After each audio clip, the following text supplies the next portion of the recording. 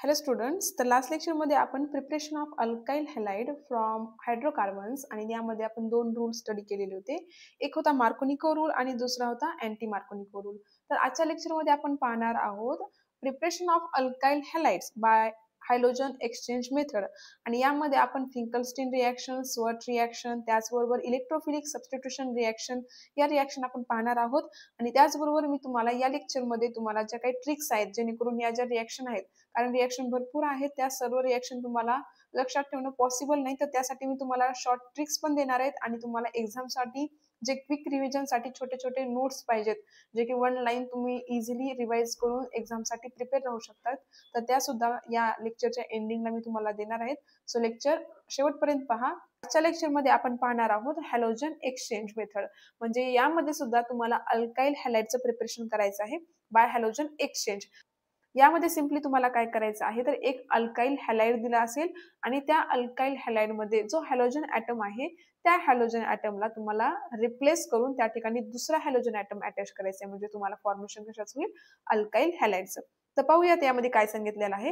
Halogen exchange means replacement of one halogen atom in an alkyl halide by another halogen atom. म्हणजे simply तुम्हाला काय करायचं आहे, तुमच्याकडे समजा या ठिकाणी एखादा हॅलाइड आहे, समजा तो फ्लोरीन असेल, क्लोरीन असेल, ब्रोमीन असेल किंवा आयोडीन असेल, तर सिंपली या ठिकाणी जो हॅलोजन ॲटम आहे तो हॅलोजन ॲटम तुम्हाला रिप्लेस करायचा आहे. कशाने रिप्लेस करायचं, तर अनॉदर एक तुमच्याकडे काय असणार आहे, हॅलोजन ॲटम असणार, तर त्या दुसऱ्या हॅलोजन ॲटमनी हा हॅलोजन ॲटम काय करायचा, रिप्लेस करायचा आहे. म्हणजे सिंपली हा हॅलोजन रिमूव्ह करायचा आणि त्या ठिकाणी दुसरा हॅलोजन ॲटम अटॅच करायचा.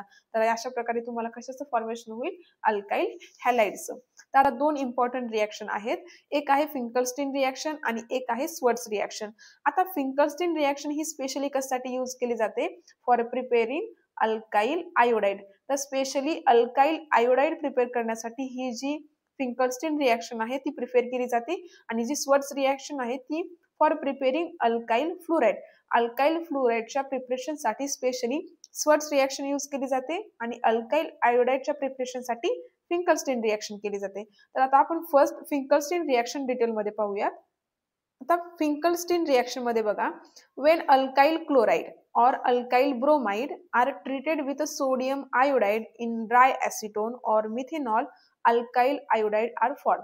आता सिंपल आहे, यामध्ये काही अवघड नाही. तुम्हाला फर्स्ट काय सांगितलंय तिथं, तर इथं तुम्हाला अल्काइल क्लोराइड घ्यायचं आहे. फर्स्ट काय आहे, अल्काइल क्लोराइड असेल किंवा तुमच्याकडे अल्काइल ब्रोमाइड असेल आणि यांना तुम्हाला कोणासोबत रिॲक्ट करायचं, तर सोडियम आयोडाइड. सोडियम आयोडाइड म्हणजेच NaI सोबत तुम्हाला काय करायचे, याची रिॲक्शन करायचे आणि in the presence of acetone. Condition काय असेल, तुम्हाला ड्राय ॲसिटोन असेल किंवा मिथेनॉल असेल आणि या ठिकाणी तुम्हाला अल्काइल आयोडाइडचं फॉर्मेशन होतं. तर सिंपली या ठिकाणी रिॲक्शन काय असेल बघा, द बाय प्रोडक्ट NaCl और NaBr precipitate out of solution. तर सिंपली या ठिकाणी जे तुमच्याकडे अल्काइल हॅलाइड आहे, आता आपण पाहतो की समजा RCl आहे, अल्काइल क्लोराइड असेल किंवा अल्काइल ब्रोमाइड असेल, alkyl chloride reacts with NaI म्हणजे sodium iodide in the presence of acetone. Condition काय आहे, तुम्हाला ड्राय ॲसिटोन आहे. तर सिंपली ते काय होतं, जो तुमच्याकडे आता या ठिकाणी आपल्याला जी फिंकलस्टीन रिॲक्शन आहे ती फिंकलस्टीन स्पेशली कशाच्या प्रिपरेशनसाठी आहे, तर आयोडाइडच्या प्रिपरेशनसाठी आहे, बरोबर आहे. तर या ठिकाणी जो क्लोरीन आहे तो क्लोरीन आणि हा सोडियम कोणत्या फॉर्म मध्ये, सोडियम क्लोराइडच्या फॉर्म मध्ये काय होतील, ते रिमूव्ह होतील. आता रिमूव्ह का होतात, तर या ठिकाणी जो ॲसिटोन आहे त्या ॲसिटोन मध्ये तुमच्याकडे जो सोडियम ब्रोमाइड असेल किंवा सोडियम क्लोराइड असेल ते सॉल्युबल होत नाहीत, तर ते प्रिसिपिटेट होतात आणि प्रिसिपिटेट होऊन तुमच्याकडे काय फॉर्म होतं, तर अल्काइल आयोडाइडचं फॉर्मेशन होतं. तर सिंपली तुम्हाला इथे NaCl काय रिमूव्ह होईल, as a by product remove होईल आणि फॉर्मेशन कशाचं होईल, अल्काइल आयोडाइडचं फॉर्मेशन होईल. आता या ठिकाणी बघा तुम्ही रिॲक्शन तीच लिहिलेली आहे मी. तर RCl प्लस NaI म्हणजेच काय, sodium iodide in the presence of acetone. ॲसिटोनची कंडिशन आहे आणि तुम्हाला सिंपली NaCl हा जो ग्रुप आहे तो ग्रुप रिमूव्ह होतो आणि RI म्हणजेच अल्काइल आयोडाइडचं फॉर्मेशन होतं. आता नेक्स्ट एक्झाम्पल बघा, यामध्ये बघा CH3Cl प्लस NaI म्हणजेच chloromethane plus sodium iodide in the presence of acetone. आता सिंपली काय होतं, हा जो NaCl आहे तो NaCl प्रिसिपिटेट आउट होतो, म्हणजेच या ठिकाणी जो बाय प्रोडक्ट आहे तो बाय प्रोडक्ट काय आहे, तुम्हाला सोडियम क्लोराइड आणि फॉर्मेशन कशाचं होतं, तुम्हाला मिथाइल आयोडाइडचं. क्लिअर? आता नेक्स्ट एक्झाम्पल बघा, यामध्ये काय आहे, CH3 CH2 CH2 CH2 Br. आता इथे आपण काय घेतलेलं होतं, क्लोरीन घेतलेला होता आणि ते काय आहे, ब्रोमीन आहे. तर याचं नाव काय असेल, 1 ब्रोमोब्युटेन इन द प्रेझेन्स ऑफ ऍसिटोन. आता ऍसिटोनच्या प्रेझेन्स मध्ये जेव्हा तुम्ही ब्रोमोब्युटेन कोणासोबत रिॲक्ट करतायत, सोडियम आयोडाइड, तर सिम्पली तुमचा हा NaBr काय होईल, हा NaBr प्रिसिप्टेट आउट होईल, म्हणजेच रिमूव्ह होईल. आणि रिमूव्ह झाल्यानंतर रिमेनिंग जो आय ग्रुप आहे तो आय ग्रुप तुमच्या या चेनला काय होईल, अटॅच होईल. आणि फॉर्मेशन कशाचं होईल, तुम्हाला 1 आयोडोब्युटेन प्लस NaBr तुम्हाला बाय प्रोडक्ट फॉर्म होईल. नेक्स्ट एक्झाम्पल बघा, CH3 CH2 CH2 Br म्हणजेच ethyl bromide plus sodium iodide in the presence of acetone. तर सिम्पली इथे तुम्हाला NaBr रिमूव्ह होईल आणि जो आय ग्रुप आहे तो आय ग्रुप सिम्पली इथे तुम्हाला अटॅच होईल आणि NaBr बाय प्रोडक्टच्या फॉर्म मध्ये काय होईल, रिमूव्ह होईल. तर आय होप तुम्हाला फिंकरस्टीन रिएक्शन समजली आहे. यामध्ये सिम्पली तुम्हाला काय करायचंय, जे अल्काइल क्लोराइड असेल रिएक्टंट किंवा अल्काइल ब्रोमाइड असेल ते तुम्हाला ट्रीट करायचंय कोणासोबत, सोडियम आयोडाइड सोबत in the presence of dry acetone condition असेल किंवा मिथेनॉल असेल. तर या ठिकाणी सिम्पली तुम्हाला NaBr किंवा NaCl रिमूव्ह होतो आणि तुम्हाला अल्काइल आयोडाइडचं फॉर्मेशन होतं. क्लिअर? आता नेक्स्ट जी रिएक्शन आहे ती नेक्स्ट रिएक्शन आहे स्वर्ट्स रिएक्शन. आणि ही जी स्वर्ट्स रिएक्शन आहे ती स्पेशली आपण कशासाठी यूज करतो, तर अल्काइल फ्लोराइडचं जे काही प्रिपरेशन आहे त्या प्रिपरेशनसाठी आपण ही स्वर्ट्स रिएक्शन यूज करतो. आता यामध्ये बघा काय सांगितलेलं आहे, when alkyl chlorides or bromides are heated with metal fluorides. आता यामध्ये सिंपल तुम्हाला रिएक्टंट काय आहेत, अल्काइल क्लोराइड असेल किंवा ब्रोमाइड असेल आणि तो तुम्हाला कोणासोबत हीट करायचा आहे, मेटल फ्लोराइड्स. आता मेटल फ्लोराइड्स तुम्हाला कोणकोणते दिलेले आहेत, AgF, Hg2f2, त्यानंतर AsF3, SbF3. they get converted into alkyl fluorides and this reaction is known as the Schwartz reaction. तर सिम्पली या ठिकाणी तुम्हाला रिएक्टंट असणारे अल्काइल फ्लोराइड किंवा ब्रोमाइड आणि त्याला तुम्हाला हीट करायचे कोणासोबत, जे काही मेटल फ्लोराइड्स आहेत. आता मेटल फ्लोराइड्स कोणकोणते दिलेले आहेत तुम्हाला, AgF म्हणजेच काय, सिल्वर फ्लोराइड, त्यानंतर Hg2f2 म्हणजेच मर्क्युरस फ्लोराइड आणि SbF3 म्हणजेच अँटीमनी फ्लोराइड आणि AsF3 म्हणजेच आर्सेनिक फ्लोराइड. तर हे जे काही मेटल फ्लोराइड्स आहेत या मेटल फ्लोराइड सोबत तुम्हाला अल्काइल हॅलाइड जो आहे तो तुम्हाला रिएक्ट करायचा आहे आणि रिएक्ट करून जे काही तुम्हाला अल्काइल फ्लोराइड्स आहेत ते अल्काइल फ्लोराइड्स काय होतील, फॉर्म होतील. आता यामध्ये फर्स्ट आपण जनरल रिएक्शन पाहू. यामध्ये तुम्हाला RCl प्लस AgF म्हणजेच काय, सिल्वर फ्लोराइड. आता सिल्वर फ्लोराइडची ज्यावेळेस तुम्ही अल्काइल क्लोराइड सोबत रिएक्शन करतायत त्यावेळेस तुम्हाला हा जो AgCl आहे तो AgCl काय होईल, ग्रुप रिमूव्ह होईल आणि तुम्हाला जे काही अल्काइल फ्लोराइड आहे त्या अल्काइल फ्लोराइडचं फॉर्मेशन होईल. आता त्यामध्ये फर्स्ट एक्झाम्पल बघा, CH3 CH2 Br म्हणजेच हा तुम्हाला काय आहे, ethyl bromide. Ethyl bromide reacts with AgF म्हणजेच सिल्वर फ्लोराइड. तर तुम्हाला सिम्पली काय होईल, इथून जो AgBr आहे तो AgBr रिमूव्ह होईल आणि रिमेनिंग जो फ्लोरीन ग्रुप आहे तो फ्लोरीन ग्रुप इथे अटॅच होईल. म्हणजेच आता बघा, ब्रोमीन सुद्धा काय आहे, एक हॅलोजन ऍटम आहे आणि फ्लोरीन पण काय आहे, एक हॅलोजन ऍटम आहे. तर मग सिम्पली आपण रिएक्शनची जी काही हेडिंग आहे ती हेडिंग काय होती तुम्हाला, हॅलोजन एक्सचेंज.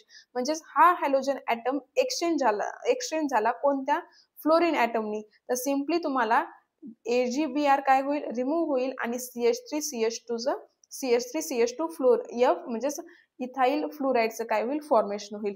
क्लिअर? तर ही जी आहे स्वर्ट्स रिएक्शन आणि फिंकरस्टीन रिएक्शन, ही रिएक्शन इम्पॉर्टंट आहे, एक्झाम मध्ये तुम्हाला विचारली जाते. कारण फिंकरस्टीन रिएक्शन जी आहे ती फिंकरस्टीन रिएक्शन कशासाठी यूज केली जाते, तुम्हाला जे काही अल्काइल आयोडाइडच्या प्रिपरेशनसाठी तुम्हाला फिंकरस्टीन रिएक्शन यूज केली जाते आणि स्वर्ट्स रिएक्शन साठी अल्काइल फ्लोराइड. तर लक्षात ठेवा, आयोडाइड साठी काय आहे, फिंकरस्टीन रिएक्शन आहे आणि फ्लोराइड साठी कोणती आहे, स्वर्ट्स रिएक्शन आहे. तर आय होप तुम्हाला ह्या दोन्ही रिएक्शन समजल्या असतील. रिएक्शन आहे इलेक्ट्रोफिलिक सबस्टिट्यूशन. फर्स्ट तर what is electrophilic aromatic substitution. आता यामध्ये फर्स्ट तुम्हाला समजून घ्यायचं आहे की इलेक्ट्रोफिलिक रिएक्शन काय आहे आणि ती कशी होते. तर यामध्ये आता इलेक्ट्रोफिलिक सबस्टिट्यूशन रिएक्शन होताना तुम्हाला असणार आहे बेन्झीन रिंग. आता बेन्झीन रिंग तर सर्वांना माहिती आहे, ज्यामध्ये की alternative double bond, single bond present असतात. आता यामध्ये जो पाय बॉन्ड आहे तो पाय बॉन्ड कसा असतो, एकदम वीक असतो, आपण त्याला इझिली ब्रेक करू शकतो. आणि ब्रेक करू शकत असल्यामुळं हा जो बेन्झीन आहे तो बेन्झीन इलेक्ट्रॉन रिच ऍक्ट होतो, म्हणजेच त्याच्याकडे खूप इलेक्ट्रॉन आहेत असा तो त्या ठिकाणी ऍक्ट होतो. आता रिएक्शनची हेडिंगच आहे इलेक्ट्रोफिलिक सबस्टिट्यूशन, म्हणजेच यामध्ये तुम्हाला काय असणार आहे, इलेक्ट्रोफाईल असणार आहे. आता इलेक्ट्रोफाईल जनरेट कसा होणार, तो कुठे अटॅक करणार हे आता आपण पाहूयात. आता यामध्ये फर्स्ट बघा, the benzene ring is electron rich. आताच मी तुम्हाला सांगितलं की जी बेन्झीन रिंग आहे त्या बेन्झीन रिंग मध्ये अल्टरनेटिव्ह डबल बॉन्ड असल्यामुळे जी बेन्झीन रिंग आहे ती benzene ring as a electron rich म्हणून ऍक्ट होते आणि अन इलेक्ट्रोफाईल अटॅक्स द रिंग. आता या ठिकाणी जे फ्लोरीन आहेत ते फ्लोरीन ऍज अ इलेक्ट्रोफाईल असतील आणि इलेक्ट्रोफाईल म्हणजे ज्यांच्यावरती काय आहे, ई प्लस चार्ज असेल आणि ते काय असतात, इलेक्ट्रॉन डेफिशियंट असतात, म्हणजेच त्यांच्याकडे इलेक्ट्रॉनची कमी असते. तर ते इलेक्ट्रोफाईल काय करतील, आता इलेक्ट्रॉन डेफिशियंट आहे, इलेक्ट्रॉनची कमी आहे, म्हणजे हे कुठे अटॅक करतील, जो इलेक्ट्रॉन रिच आहे, रिच आहे म्हणजे कोण आहे रिच, तर बेन्झीन आहे. तर इलेक्ट्रोफाईल कुठे अटॅक करतील, बेन्झीन वरती अटॅक करतील. One hydrogen atom gets replaced by the electrophile. आता जो इलेक्ट्रोफाईल आहे, आता सिम्पली तुम्हाला माहिती असेल की इथे सर्वांकडे प्रत्येक कार्बन वरती काय असतो, एक हायड्रोजन असतो आणि रिएक्शन मध्ये म्हणलेलं आहे सबस्टिट्यूशन.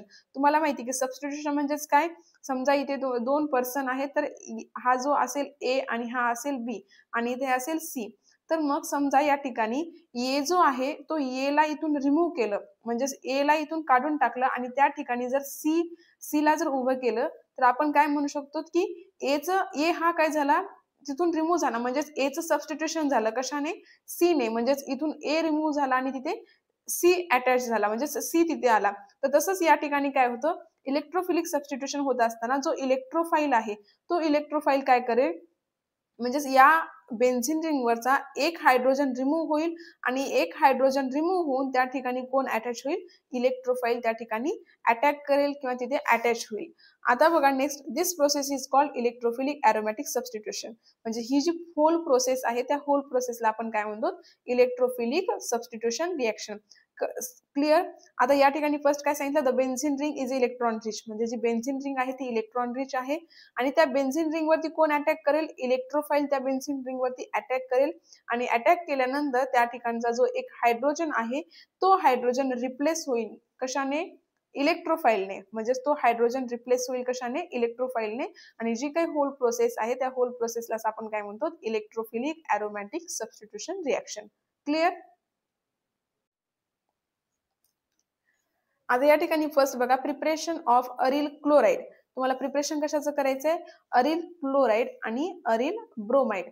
अरिल क्लोराईड आणि अरिल ब्रोमाइड तुम्हाला प्रिपरेशन करायचं, यासाठी तुम्हाला कंडिशन दिलेली आहे. फर्स्ट कंडिशन काय आहे, reaction is carried out in a dark, म्हणजे जी रिएक्शन आहे ती रिएक्शन कुठे आहे तुमची, अंधारात आहे, म्हणजेच डार्क मध्ये आहे. ऍट अ रूम टेम्परेचर, म्हणजेच तुमचं जे काही रूमचं टेम्परेचर आहे त्या रूमच्या टेम्परेचर मध्ये ही रिएक्शन काय होईल, परफॉर्म होईल. इन द प्रेझेन्स ऑफ, आता या ठिकाणी जी काही कंडिशन आहे ती कंडिशन म्हणजेच कोणाच्या प्रेझेन्स मध्ये रिएक्शन होते, तर लिव्हिज ऍसिड कॅटलिस्ट. आणि सर्वांना माहिती आहे की कॅटलिस्टचं वर्क काय असतं, जी काही रिएक्शन आहे त्या रिएक्शनची काय करणं, जी काही स्पीड आहे ती स्पीड काय करणं, इन्क्रीज करणं काम कोणाचं आहे, कॅटलिस्ट आहे. तर जे काही कॅटलिस्ट आहे ते आपण कॅटलिस्ट या ठिकाणी यूज करणार आहोत. Fe असेल किंवा FeCl3, FeBr3 किंवा अनहायड्रस AlCl3. तर मग ही काय आहे, तुम्हाला कंडिशन आहे. कंडिशन फर्स्ट आहे तुम्हाला डार्क कंडिशन आहे ऍट अ रूम टेम्परेचर आणि कोणाच्या प्रेझेन्स मध्ये, लिव्हिज ऍसिड कॅटलिस्टच्या प्रेझेन्स मध्ये काय करायचे, रिएक्शन परफॉर्म करायचे. आणि रिएक्शन परफॉर्म करून तुम्हाला प्रिपेअर काय करायचंय, अराइल क्लोराईड किंवा अराइल ब्रोमाइडचं प्रिपरेशन करायचंय. त्यामध्ये आपण एक जनरल रिएक्शन पाहूयात फर्स्ट. आता इथे बघा सिंपल तुम्हाला आहे बेन्झीन रिंग प्लस तुम्हाला आहे इथे X2. आता X2 आहे म्हणजेच या ठिकाणी आपण काय म्हणतो, X म्हणजेच काय समजतो आपण, हॅलोजन. तर सिंपली या ठिकाणी काय होतं, जो X2 आहे, आता X2 मध्ये तुम्हाला जो बॉन्ड आहे हा बॉन्ड ब्रेक होऊन तुम्हाला कशाचं फॉर्मेशन होतं, एक इलेक्ट्रोफाईल फॉर्म होतो आणि एक तुम्हाला न्यूक्लियोफाईल फॉर्म होतो. तर मग जो इलेक्ट्रोफाईल आहे तो इलेक्ट्रोफाईल काय करेल, या बेन्झीन रिंग वरती अटॅक करेल आणि बेन्झीन रिंग वरती जे हायड्रोजन प्रेझेंट आहेत त्या हायड्रोजन मधला एक हायड्रोजन रिप्लेस करेल आणि रिप्लेस केल्यानंतर त्या ठिकाणी कोण अटॅच होईल, एक हॅलोजन ऍटम अटॅच होईल, म्हणजे C6H5. म्हणजे हे स्ट्रक्चर कसं असेल तुम्हाला, बेन्झीन रिंग विथ या रिंगवरती एक हॅलोजन ऍटम अटॅच असेल प्लस HX, म्हणजेच एक जो इलेक्ट्रोफाईल जनरेट झालेला आहे तो इलेक्ट्रोफाईल आणि एक न्यूक्लियोफाईल कोणासोबत रिमूव्ह होईल, जो इथून तुमचा हायड्रोजन रिमूव्ह झालेला आहे त्या हायड्रोजन सोबत दुसरा हॅलोजन ऍटम रिमूव्ह होईल. क्लिअर? आता जी रिएक्शन आहे ती रिएक्शन कोणती आहे, ब्रोमिनेशन ऑफ ए टोलविन. आता यामध्ये तुम्हाला जो टोलविन आहे आणि सर्वांना माहिती, ज्या वेळेस तुम्हाला सिंपल 6 कार्बनची चेन असेल, 6 कार्बनची चेन असेल तर या ठिकाणी आपण याला काय म्हणतो, बेन्झिन म्हणतो. आणि याच रिंगवरती ज्यावेळेस तुम्हाला मिथाइल ग्रुप अटॅच असेल, याच रिंगवरती जेव्हा तुम्हाला मिथाइल ग्रुप अटॅच असेल तर याला आपण काय म्हणतो, टोलविन म्हणतो. काय म्हणतो त्याला आपण, टोलविन म्हणतो. तर या ठिकाणी या टोलविनचं तुम्हाला काय करायचंय, ब्रोमिनेशन करायचंय. म्हणजे या टोलविन वरती तुम्हाला ब्रोमिन ग्रुप काय करायचंय, सबस्टिट्यूट करायचंय. म्हणजेच त्या ठिकाणी जो हायड्रोजन आहे तो हायड्रोजन सबस्टिट्यूट होईल आणि त्या ठिकाणी ब्रोमिन अटॅच होईल. क्लिअर? आता आपण रिएक्शन पाहूयात. तर यामध्ये बघा तुम्हाला सिंपल आहे, स्टार्टिंगला तुमचा स्टार्टिंग मटेरियल काय आहे, टोलविन आहे, टोलविन प्लस Br2. आता यामध्ये काय होतं, जो Br2 आहे हा तुमच्याकडे आहे टोलविन, आणि टोलविन सोबत कोण रिॲक्ट होतोय तर Br2. Br2 म्हणजेच तुमच्याकडे 2 Br आहेत आणि कंडिशन काय आहे तुम्हाला, Fe डार्क कंडिशन आहे. तर सिम्पली काय होतं, आता हा जो बॉन्ड आहे तो हा बॉन्ड काय होतो, हेट्रोलिसिस ब्रेक होतो. हेट्रोलिसिस ब्रेक होतो म्हणजेच जे 2 इलेक्ट्रॉन्स आहेत ते 2 इलेक्ट्रॉन्स एकाच ब्रोमिन वरती शिफ्ट होतात आणि शिफ्ट झाल्यानंतर हा जो Br आहे एका Br वरती प्लस चार्ज येईल आणि एका Br वरती काय येईल, मायनस चार्ज येईल. आता तुम्हाला सर्वांना माहिती आहे की या बेन्झिन रिंग वरती काय आहेत, हायड्रोजन प्रेझेंट आहेत. तर सिम्पली आता जो मिथाइल ग्रुप आहे तो मिथाइल ग्रुप काय आहे, ऑर्थो पॅरा डायरेक्टिंग आहे. आता ऑर्थो पॅरा डायरेक्टिंग आहे म्हणजेच एक तर तुमचा जो हायड्रोजन ऍटम आहे तो हायड्रोजन ऍटम ऑर्थो पोझिशन वरचा रिमूव्ह होईल किंवा पॅरा पोझिशन वरचा रिमूव्ह होईल. दोन पॉसिबिलिटी आहेत प्रोडक्टच्या. तर समजा तुमचा हायड्रोजन ऍटम ऑर्थो पोझिशन वरचा जर रिमूव्ह झाला तर हा H+ इथून हायड्रोजन रिमूव्ह होणारा कोणता असेल, H+ च्या फॉर्म मध्ये असेल. कारण या ठिकाणी हा जेव्हा H+ च्या फॉर्म मध्ये रिमूव्ह होईल त्यावेळेस इथले जे बॉन्डिंग मधले इलेक्ट्रॉन्स आहेत ते इलेक्ट्रॉन्स इथेच बेन्झिन रिंग वरती असतील. तर मग हा जेव्हा H+ च्या फॉर्म मध्ये रिमूव्ह होतो आणि हा Br निगेटिव्ह, तर तुम्हाला कशाचं फॉर्मेशन होतं, HBrचं फॉर्मेशन होतं. आणि आता या ठिकाणी बघा इथला हायड्रोजन रिमूव्ह झाला म्हणजेच हा जो ब्रोमिन आहे ज्याच्यावरती प्लस चार्ज आहे आणि या रिंग वरती काय आहे, निगेटिव्ह चार्ज आहे. तर मग हा निगेटिव्ह काय करतो, या Brला म्हणजेच Br वरती अटॅच होतो. तर मग बेन्झिन रिंग वरती काय होतो, Br अटॅच होतो. तर इथे आहे CH3 आणि तुमचा जो हायड्रोजन आहे तो हायड्रोजन कोणत्या पोझिशन वरचा रिमूव्ह झालेला आहे, ऑर्थो पोझिशनचा. तर मग इथे येईल Br. आता नेक्स्ट पॉसिबिलिटी काय आहे बघा, नेक्स्ट पॉसिबिलिटी आहे की जी काही पॅरा पोझिशन आहे, नेक्स्ट पॉसिबिलिटी काय आहे, जी काही पॅरा पोझिशन आहे पॅरा पोझिशन वरचा जर हायड्रोजन रिमूव्ह झाला तर मग हायड्रोजन रिमूव्ह झाला H+ च्या फॉर्म मध्ये आणि हा HBr रिमूव्ह होईल आणि इथून जो H रिमूव्ह झालेला आहे तिथून तुम्हाला काय करेल, हा जो Br आहे तो Br तिथे अटॅच होईल. म्हणजे नेक्स्ट पॉसिबिलिटी काय आहे प्रोडक्टची, की जो Br आहे तो Br कोणत्या पोझिशनला अटॅच होईल, पॅरा पोझिशनला अटॅच होईल. क्लिअर? म्हणजेच तुम्हाला या ठिकाणी बघा रिएक्शन तीच केलेली आहे. हा आहे टोलविन प्लस Br2 आणि हे जे मेकॅनिझम मी तुम्हाला दाखवलं आहे की हा बॉन्ड अनइक्वली ब्रेक होतो म्हणजेच हेट्रोलिटिक या ठिकाणी काय होते, बॉन्ड ब्रेकिंग होते आणि एका Br वरती प्लस चार्ज येतो आणि एका Br वरती काय येतो, मायनस चार्ज येतो. तर जो निगेटिव्ह चार्ज आलेला आहे तो H+ हायड्रोजन सोबत HBr च्या फॉर्म मध्ये रिमूव्ह होतो. पण जो दुसरा Br+ आहे तो Br+ दोन प्रोडक्ट आहेत त्याची पॉसिबिलिटी, एक तर ऑर्थो पोझिशन वरती अटॅच होईल किंवा दुसरा पॅरा पोझिशन वरती. कारण जो मिथाइल ग्रुप आहे तो methyl group ortho para directing group असल्यामुळे तुम्हाला एक ऑर्थो प्रोडक्ट भेटेल आणि एक पॅरा प्रोडक्ट भेटेल. तर सिम्पली रिएक्शन मध्ये काय होतं, aromatic iodination is a reversible. आता ही जी रिएक्शन आहे ती रिएक्शन कशी आहे, रिव्हर्सिबल आहे. Oxidizing agent HNO3 HiO3 remove HI and push the reaction forward. म्हणजेच काय बघा, जसं आपण ब्रोमिनेशन केलं टोलविनचं किंवा बेन्झिनचं पण आपण ब्रोमिनेशन करू शकतो. पण ज्यावेळेस तुम्ही बेन्झिन रिंगचं ज्यावेळेस आयोडिनेशन करतात, आता आयोडिनेशन करताना ही जी रिएक्शन आहे ती रिएक्शन कशी आहे, रिव्हर्सिबल आहे.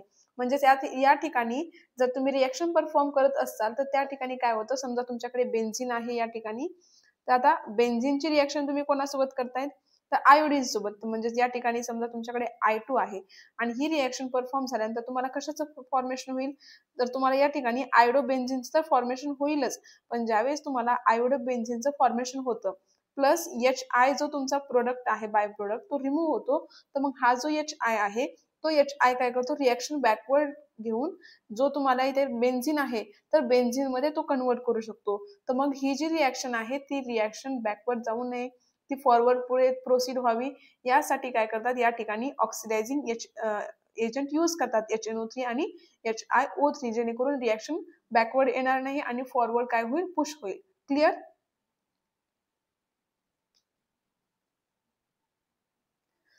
तर आता नेक्स्ट आहे फ्लोरिनेशन. आता fluorination is not carried out because fluorine is a too reactive and violent reaction. म्हणजेच आता फ्लोरीन जो आहे तुम्हाला सर्वांना माहिती आहे की फ्लोरीन हा पिरियॉडिक टेबल मधील सर्वात हायली इलेक्ट्रोनेगेटिव्ह एलिमेंट आहे, कारण त्याची इलेक्ट्रॉन नेगेटिव्हिटी सर्वात जास्त असल्यामुळे तो जो रिॲक्शन देतो तो रिॲक्शन एक्सप्लोसिव्ह रिॲक्शन परफॉर्म करतो. म्हणून मोस्ट ऑफ दी ज्या रिॲक्शन आहेत त्या रिॲक्शन केल्या जात नाहीत फ्लोरीनच्या. आता या ठिकाणी मी तुम्हाला काही शॉर्ट्स ज्या नोट्स आहेत त्या तयार केलेल्या आहेत, जेणेकरून तुम्ही एक्झाम टायमिंग मध्ये शॉर्ट टाइम मध्ये तुम्ही क्विकली रिवाइज करू शकतात. त्याला तुम्ही ऍज अ मेमोरी कार्ड म्हणून पण त्याला तुम्ही लक्षात ठेवू शकता. तर त्यामध्ये फिंकलस्टीन रिॲक्शन साठी तुम्हाला काय लक्षात ठेवायचं, तर फिंकलस्टीन रिॲक्शन कशासाठी आहे, आयोडाईड प्रिपरेशन साठी आहे. तर तुम्ही याचा जो फायनल प्रोडक्ट आहे तो फायनल प्रोडक्ट काय असणार आहे तुमचा, आयोडाईड आहे. तर मग यासाठी तुम्ही म्हणू शकतात की आय लव्ह ए. आय म्हणजेच काय, आयोडीन, आणि ए म्हणजेच काय, ऍसिटोन. तर मग या ठिकाणी जो आयोडाईड फॉर्म होतोय तो आयोडाईड कोणाच्या प्रेझेन्स मध्ये फॉर्म होते तुम्हाला, ऍसिटोनच्या. तर फिंकलस्टीन कशासाठी आहे, आयोडाईडच्या प्रिपरेशन साठी आहे. आणि आयोडाईनची जी रिॲक्शन आहे ती कोणाच्या प्रेझेन्स मध्ये होते, तर ऍसिटोनच्या प्रेझेन्स मध्ये होते. तर आय लव्ह ऍसिटोन. तर ही कंडिशन तुम्ही इझिली लक्षात ठेवू शकतात. आता नेक्स्ट रिॲक्शन आहे बघा या ठिकाणी स्वर्ट्स रिॲक्शन. आता स्वर्ट्स रिॲक्शन कशासाठी आहे तुम्हाला, फ्लोराईडच्या प्रिपरेशनसाठी आहे. फिंकलस्टीन कशासाठी आहे, आयोडाईडच्या प्रिपरेशनसाठी आहे. आणि स्वर्ट्स जी रिॲक्शन आहे ती स्वर्ट्स रिॲक्शन कोणासाठी आहे, फ्लोराईडच्या प्रिपरेशनसाठी आहे. स्वर्ट्स इक्वल टू आपण काय म्हणू शकतो, स्विच टू फ्लोराईड. म्हणजेच तुम्हाला या ठिकाणी कशाचं फॉर्मेशन होते, फ्लोराईडचं फॉर्मेशन होते. एस फॉर स्वर्ट्स आणि एस फॉर सिल्वर, म्हणजे दोन्ही पण तुम्हाला कशाचं फॉर्मेशन होते. आता इथं फ्लोराईड झालं बरोबर आहे, आणि कंडिशन काय आहे तुम्हाला या ठिकाणी, सिल्वर आहे. जर सिल्वर फ्लोराईड असेल तर मग त्या म्हणजे सिल्वरच्या प्रेझेन्स मध्ये तुमची रिॲक्शन परफॉर्म होते. तर एस फॉर स्वर्ट्स आणि एस फॉर सिल्वर म्हणून पण तुम्ही काय करू शकतात, लक्षात ठेवू शकतात. AgF रिप्लेस म्हणजे जे काही तुमच्याकडे सिल्वर फ्लोराईड आहे तो सिल्वर फ्लोराईड रिप्लेस करतोय हॅलोजन ॲटमला, आणि त्या ठिकाणी फ्लोराईडचं काय होते तुम्हाला, फॉर्मेशन होते. आणि या ठिकाणी जो सिल्वर आहे रिॲक्शन परफॉर्म होताना जो तुम्ही AgF यूज करताय, तर मग AgF मधला जो सिल्वर आहे तो सिल्वर काय करतो, डाऊनला जातो, आणि जो फ्लोराईड आहे तो अपला येतो आणि तुम्हाला फ्लोराईडचं फॉर्मेशन होतं. आणि लास्ट रिॲक्शन आपण पाहिलेली आहे ती इलेक्ट्रोफिलिक सबस्टिट्यूशन रिॲक्शन. आता इलेक्ट्रोफिलिक सबस्टिट्यूशन रिॲक्शन मध्ये काय होतं, तर क्लोरीन आणि ब्रोमीन यांची रिॲक्शन परफॉर्म करताना ही रिॲक्शन आपण इझिली परफॉर्म करू शकतो.